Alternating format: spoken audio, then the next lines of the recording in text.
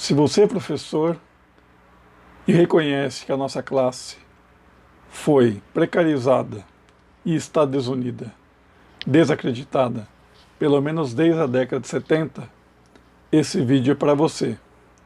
Aqui nós vamos tentar diferenciar opinião, argumentação e falácia.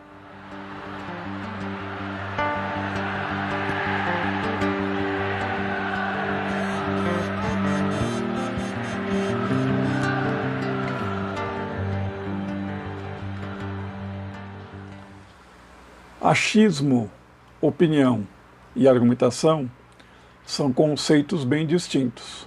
Eles envolvem procedimentos muito diferentes porque envolvem complexidades diferentes.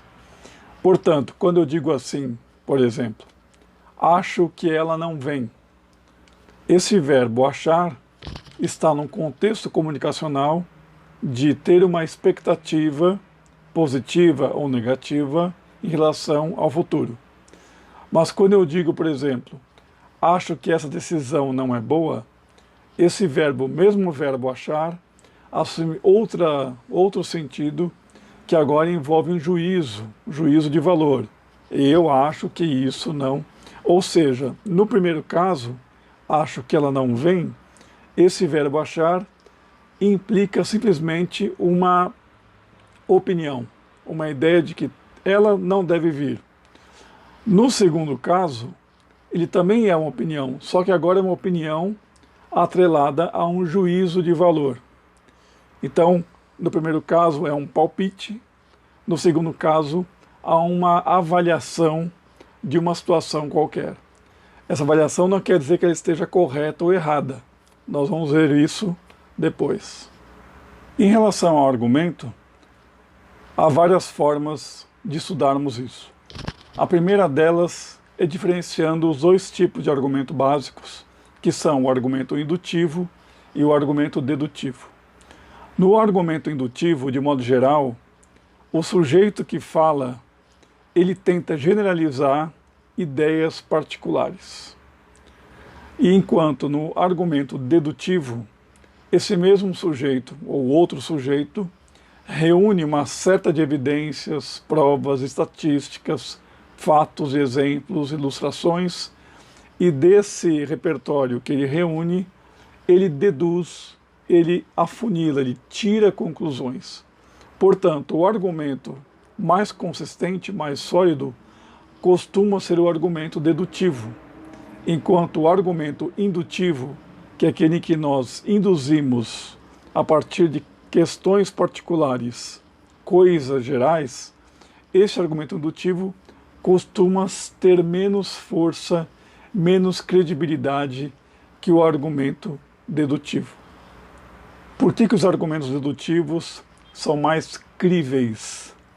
Porque eles são mais consistentes. E por que são mais consistentes? Porque esses argumentos se baseiam em alguns pilares que sustentam, né, essa ideia de quem fala. Então, por exemplo, se a gente pegar o manual do Otto Moacir Garcia, Comunicação em Prosa Moderna, ele vai sugerir que há vários tipos de argumento. Ele resume esses tipos a alguns. Por exemplo, eu posso recorrer às estatísticas, a dados, a fatos, testemunhos, exemplos, ilustrações, ou seja, todos esses dados reunidos vão ser os pilares de um argumento consistente. O que diferencia, então, a opinião do argumento é que a opinião, sendo ou não um juízo de valor, ela nem sempre tem sustentação, ela nem sempre está baseada em fatos comprovados, verificados, ela não envolveu uma pesquisa prévia de diferentes fontes. Portanto, o argumento, em geral, é mais forte, é mais sólido, é mais consistente que a opinião, porque o argumento, verdadeiramente falando, é aquele em que o enunciador reúne uma série de dados que validam, que justificam, que autorizam afirmar determinadas coisas. Aí há uma grande diferença entre argumento e argumento falacioso, ou basicamente entre argumento e falácia. A falácia consiste num mau argumento. Para deixar mais claro esse ponto, vamos considerar uma afirmação, a seguinte: o presidente da República concedeu aumento aos professores.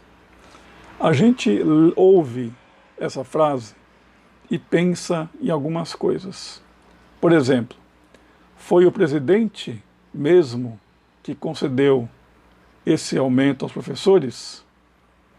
Nós sabemos que não, né? Isso aí é uma decisão anterior, de anos atrás, que o Congresso tinha aprovado. Portanto, não foi o presidente. Ao contrário, o presidente era contra o aumento aos professores. Isso está em vários jornais, basta procurar. O verbo conceder também faz parte de uma falácia, porque ele não concedeu. Esse aumento estava previsto, é obrigado por lei. Portanto, ele não concedeu. Esse aumento estava, digamos, era compulsório, um reajuste uma recomposição, não é um aumento, pelas perdas salariais. Portanto, não sendo aumento e sim reajuste ou recomposição, falta o quarto item. Que professores tiveram esse reajuste? São todos do Brasil? São os professores dos estados do Brasil, dos municípios? Portanto, vocês vejam que numa frase que tem 6 palavras, 4 delas estão participando de uma falácia.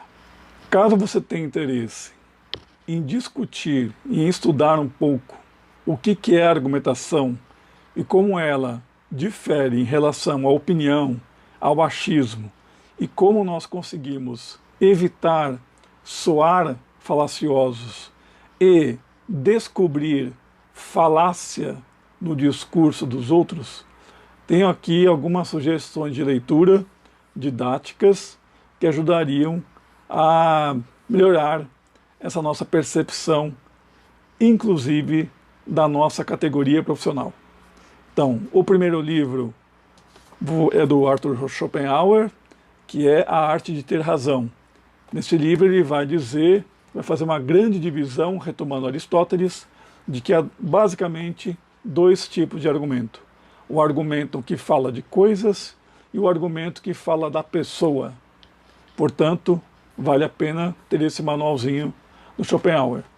O segundo manual que eu recomendaria é este livro do Fiorin, A Argumentação, em que ele faz um histórico do conceito desde os gregos até o nosso tempo, passando pela linguística, e diferencia os tipos, as modalidades de argumento. E, finalmente, esse livro do Marco Sacchini, Análise Argumentativa, em que ele também diferencia os argumentos e mostra o que é falácia, o que é argumento e como diferenciá-los. Ok? Espero ter ajudado. Até a próxima.